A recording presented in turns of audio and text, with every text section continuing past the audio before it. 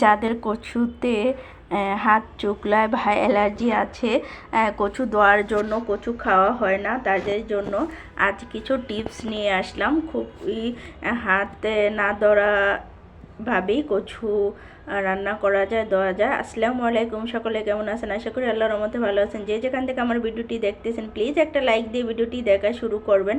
তো কচুগুলো কিন্তু আমরা কেটে নিয়েছি। এটা কিন্তু একটা মুড়াওয়ালা অনেক বিশাল বড় একটা কচু ছিল। তো কচু কিন্তু এইভাবে মুড়াওয়ালা কচুগুলি আনলে কিন্তু কচু দিয়ে অনেক কিছু খাওয়া যায়। এই যে প্রথমে আমি শাকগুলো নিয়েছি, এই যে শাকগুলো কিন্তু আমি না ধরেই ধুচ্ছি। এভাবে কিন্তু আমরা কোনো চালনি দিয়ে এইভাবে ভল বা বালতির মধ্যে নিয়ে বা পাতিলে যাই নিয়ে আমরা কচু ধুই না কেন, এইভাবে চালনি দিয়ে আমরা এইভাবে ভালো করে কিন্তু ধুয়ে নিতে পারি কচুগুলো। তাহলে কিন্তু আমাদের হাতে আর ধরতে হবে না।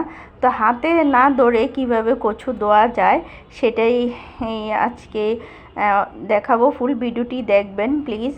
তো কচু কিন্তু আমাদের শরীরের জন্য অনেক উপকার। কচু কিন্তু রক্ত পরিষ্কার করে। তো কচুগুলি কিন্তু আমি ধুয়ে নিয়েছি, দুটো ধুয়ে এভাবে কিন্তু আমি ধুয়ে নিয়েছি। তো এখন আমি সিদ্ধ দিয়ে দিলাম কচুগুলো। আই থিঙ্ক কচু শাকগুলো আমি সিদ্ধ দিয়েছি। তো আমি কিন্তু এই কচুটা দিয়ে অনেক আইটেমের খাবারই রান্না করেছিলাম, অনেক রকমের রেসিপি বানিয়েছি। একটা কচু দিয়ে দেখুন কতগুলো রেসিপি বানানো যায় একসাথে এবং হাতে না ধরে। হাত চুকলানো তো কথাই না, একদমই হাত চুকলাবে না। তো এই কচুগুলি কিন্তু খেতে খুবই স্বাদ লাগে। তো এভাবে কিন্তু কচুগুলো আমরা প্রসেস করতে পারি। আর দেখা যায় কি আমরা অনেক সময় বেশি কচু এনেও কিন্তু এভাবে সিদ্ধ করে ফ্রিজে রেখে দিতে পারি, তারপরে যখন ইচ্ছে তখন কিন্তু রান্না করতে পারি। তো এখানে আমি একটা কচু নিয়েছি, কেননা আমরা লোক সংখ্যা কম, তো তাই আমি আর বেশি কচু আনাই না। একটাই আমার অনেক দিন চলে গিয়েছিল, কারণ আমার অনেক রকমের আইটেমের রেসিপি বানাতে হয়েছে কচু দিয়ে। তো এটা মূলত কচুর একদম নিচের অংশটা, যেটা আমরা মুড়া বলি, আর কে কী বলেন আমি জানি না। তো আর এটা শাক, তো শাকটা কিন্তু আমি অলরেডি সিদ্ধ করে সেকে নিয়েছিলাম। সেকে কিন্তু পানিগুলো ফেলে দিয়েছি যাতে না গলা না ধরে। তো এর মধ্যে কিন্তু আমি বেশি করে রসুন আর পেঁয়াজ থেতু করে দিয়েছি। তো কচু শাকের মধ্যে বিশেষ করে বেশি করে রসুন দিলে কিন্তু গলা চুকলায় না। তো এর মধ্যে আমি তো যা যা মশলা দেওয়ার দিয়ে, কচু শাক কিন্তু বিশেষ করে একদম মাংসর মতো কষিয়ে বসাইলে খেতে খুব স্বাদ হয়। তো আমি আজ যে এমনিতেই বসিয়ে দিলাম, একটু তাড়া ছিল তাই আজকে এইভাবে রান্না করে ফেললাম নর্মালভাবেই। তো কচুগুলো আমি সব ধরনের মশলা দিয়ে, তো রান্না শেষে আমি একটু লেবু চিপে দেব। একদমই আর গলা ধরবে না কচুতে। ধরেন একটু টক ফালিয়ে দিলে কিন্তু যদিও গলা ধরার ভাব থাকে, তাহলে একদমই গলা ধরে না। তো আমি কিন্তু এখানে রান্না শেষে একটু লেবু ফালিয়ে দেব, চাইলে 2 পিস তেঁতুল ফালিয়ে দেওয়া যায়, বা এখন কাঁচা আমের মৌসুম, কাঁচা আম দেওয়া যায়, বা একটু কাঁচা আমে আমরা যে টক ঝাল মিষ্টি আচার বানাই আমের, সে আচারও একটু ফেলে দেওয়া যায়। তো কিন্তু ওইভাবে কিন্তু একদমই তখন আর একদমই গলা ধরে না। বিশেষ করে যে কচু যদি মনে করেন একটু গলা ধরবে, যাদের গলা ধরার ভাব থাকে তারা এইভাবে প্রসেসটা ফলো করতে পারেন।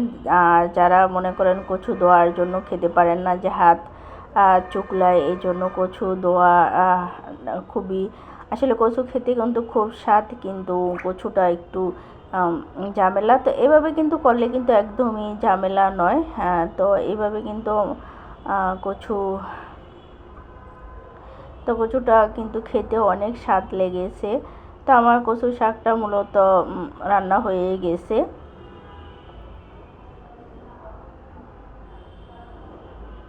তো কচু শাক কিন্তু অল্প একটুই হয়, এগুলো সিদ্ধ করলে কিন্তু দেখা যায়। আমি একটা কচু নিয়েছি, কেননা বেশি নেই।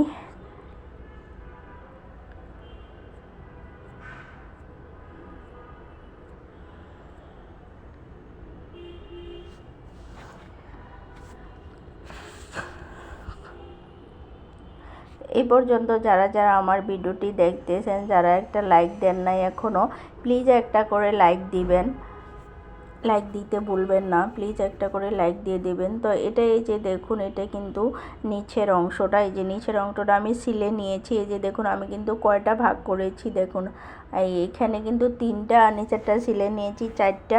তো 4টা পর্যায়ে কিন্তু আমি 4 রকমভাবে কিন্তু এটা রান্না করব। তো এটা মূলত সিদ্ধ করে, তো ব্লেন্ড করে এটা ভর্তা করব। আর মূলত যেটা একদম মানে শাকের সাথে, ওটা আমি ভাজি করে খাই।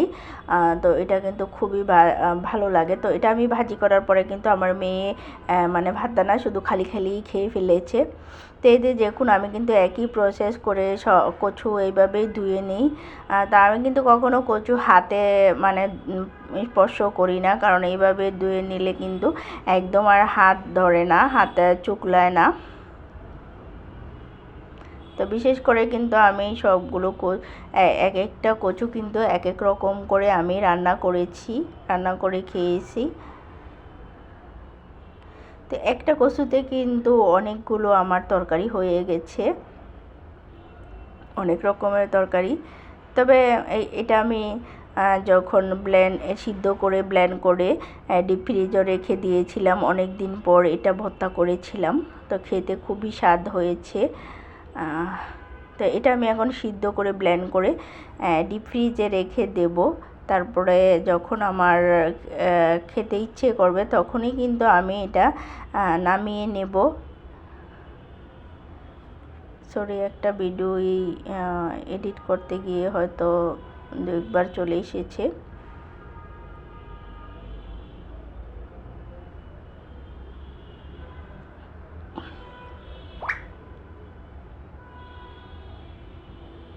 তো এটা কিন্তু খেতে খুবই দুর্দান্ত স্বাদ হয়, খুবই মজাদার এবং পুষ্টিগুণে ভরপুর।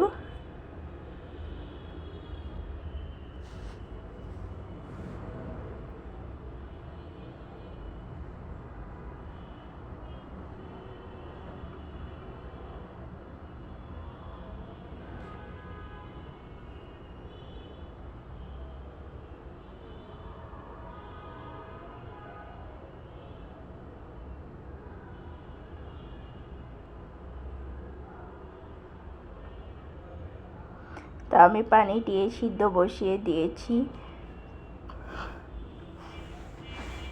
এটা মূলত আমি ব্লেন্ড করে ডিপ ফ্রিজে রেখে দেব। এই যে সিদ্ধ করে নিয়েছি, সিদ্ধ করে আমি চালনিতে ঢেলে দিয়েছি। এখন আমি ব্লেন্ড করে নেব। তো আমি এটা কিন্তু ব্লেন্ড করে তারপরে ফ্রিজে রেখে দিয়েছিলাম, অনেক দিন পর আমি এটা রান্না করে খেয়েছি।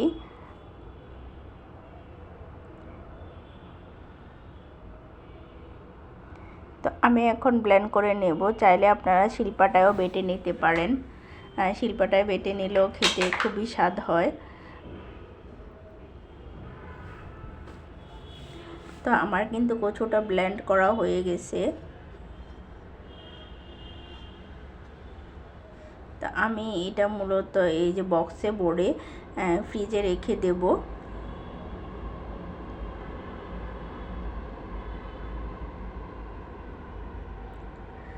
আর এই যে এটা নিয়েছি, এটা মূলত ভাজি করে খাবো।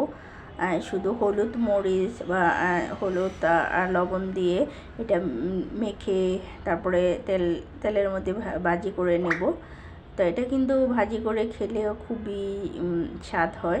তো এটি আমি মূলত ভাজি করে খেয়েছি, আর ওগুলো দিয়ে মাছ দিয়ে রান্না করেছি। এভাবে চাক করে ভাজি করে তারপরে মাছ দিয়ে রান্না করেছি কষিয়ে, তারপরে চিকন চিকন করে পুলে তারপরেও রান্না করেছিলাম। তা আমি অনেকভাবেই খেয়েছি, তো সব আর দেখাইলাম না।